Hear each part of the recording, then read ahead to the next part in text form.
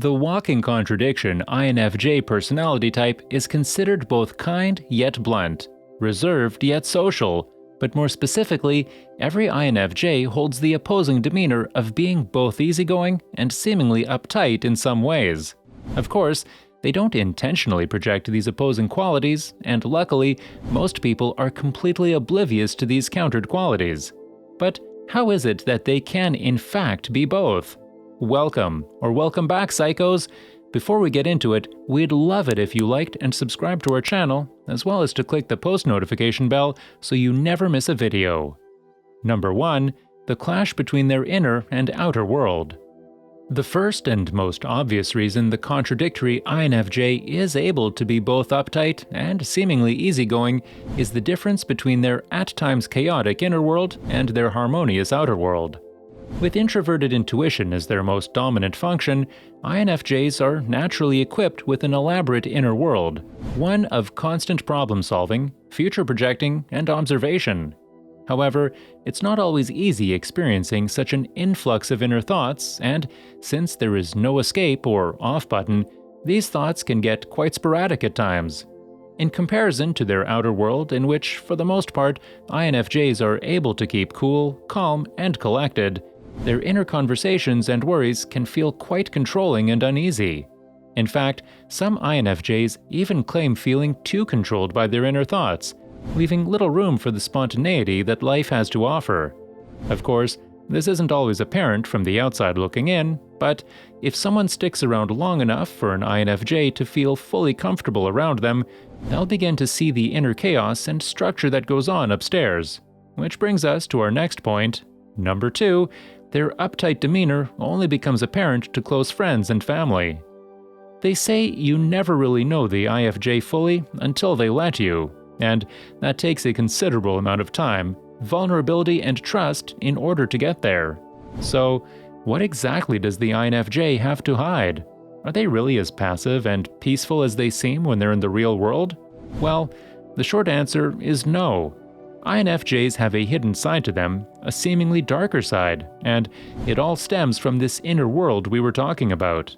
Now, it's not to say that INFJs are consciously putting on a front when in the general public, but when they're in the comfort of their own minds and the company of their closest people, they're able to let loose, and in doing so, their deeper thoughts and feelings begin to seep out. Feelings of being overwhelmed, overworked, and uncertain are very real for this personality type, and only a few lucky ones get to witness it. So, while they're able to actively tailor their vibes and emotions to best match whoever they're surrounded by, as soon as they're able to be themselves, it's as if the thoughts they've subconsciously concealed are projected verbally and energetically. Their inner complaints and judgments become apparent, and their so-called breezy demeanor is eventually wiped away. Number 3. They don't force influence, but also don't want to be influenced. Depending on who the INFJ is dealing with, sometimes it doesn't take a close relationship for people to see their uptight and stubborn side. This is because, while INFJs love to inspire others to be the best versions of themselves, they rarely push their values and ideas on others due to the understanding that what works for them may not work for everyone. They try to work with people on their level, and even then, if someone isn't interested in their personal opinion, they have no problem with just accepting them as they are. So, in this sense, the INFJ personality type can seem rather easygoing and non-judgmental. However, if someone tries to push their views upon the INFJ with complete disregard as to how their views clash with the INFJ's previous morals, they'll see a side to this personality type that they weren't expecting. In fact, there's nothing that irks an INFJ more than close-minded people telling them that the way they view things is inherently wrong. And it can be even more frustrating because, most of the time, this introspective type doesn't even have the words to describe their reasoning. So, if they don't completely ignore this individual, they may become noticeably uneasy within the conversation. Using short remarks and facial expressions that show their discomfort in hopes that these social cues speak for themselves. But to others, it may seem like they're unwilling to participate in an opposing narrative. Number 4. They're calm when certain things are in place. Organization, predictable outcomes, and stable surroundings are just a few of the things that most INFJs need to feel properly balanced in life. However, if these things are jeopardized, as they so often are with the unforeseeable aspects of life, this otherwise calm and centered personality type can feel quite frantic.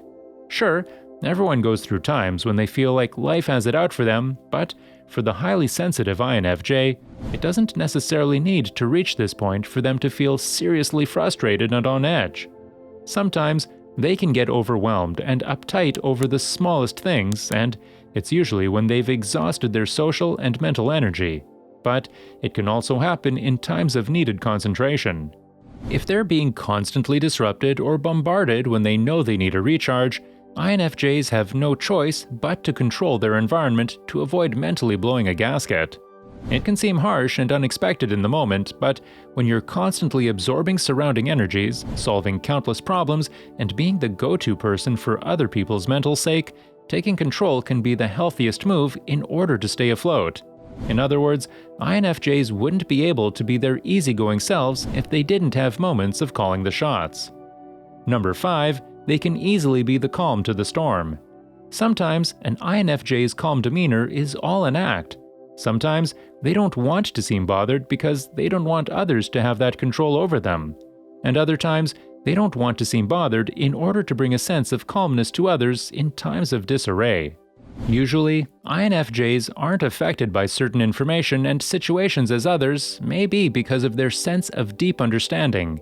And this is one of the main reasons people feel so drawn to the wise energy of the INFJ during uncertainty. However, there comes a time in every INFJ's life where they are in fact completely thrown off by life's unexpected twists and turns. Yet, they act unbothered because that's what they're used to, and that's what's expected of them. If the INFJ can't handle it, the people in their lives may feel like they don't even have a chance, so they act as that anchor to avoid any further chaotic feelings that may be brought upon them. But aside from that, sometimes it just takes a little longer for the INFJ to really process what's going on.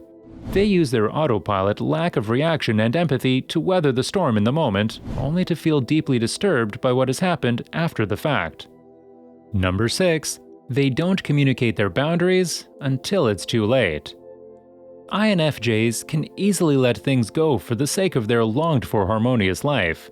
They choose to be unbothered because sometimes it's just not worth opening that can of worms in the moment. So, they come off as mellow and placid to others, even though they know they're not completely accepting of the issue at hand. Yet, in spite of this natural tendency, sometimes avoiding communication in a particular manner only ends up wreaking havoc in the future. This habit is mostly pertaining to their relationships and obligations such as work and parenting. Over time, INFJs may maintain that harmony they long for on the surface, but on the inside, their uncommunicated boundaries become the end-all be-all, leaving them with no choice but to communicate every disappointment they've buried all at once, much to the surprise of the receiver. For example, an INFJ may passively or jokingly express their bothersome feelings to their romantic partner, only to remain confused as to why their partner isn't making any changes. Eventually, they'll find themselves feeling seriously uptight and on edge about these minor inconveniences, projecting an out-of-character energy that they were trying to avoid all along. Number 7. They become a little more easygoing as they get older. Like most people experience, there are times in life where you need to be a little more controlling, and then there's times when you can kick your feet back and let things flow. For the INFJ, the flow they long for usually comes later in life. Life and future planning is taken very seriously by the INFJ in their younger years. They want to know their purpose, who they're supposed to be, who they're supposed to be with, and how to avoid the unavoidable. They're always questioning if they're on the right track in life, and this can pose some seriously uptight viewpoints and self-criticisms. But as life goes on, INFJs learn to sit back and enjoy the ride. Over time, they're able to pick up on the idea that life isn't meant to be thoroughly planned, and they don't have to be so fixated on learning all the lessons. Older INFJs allow themselves to be a little more playful with less expectations, and that's when their easygoing, harmonious outer world becomes in tune with their inner world, something they've longed for all their lives. Alright, psychos, that's it for today. So, if you're an INFJ yourself, would you consider yourself more uptight than easygoing, or the latter? Let us know in the comments below. Also, make sure to leave us a like, share with your friends, and also subscribe to our channel so that you never miss a video.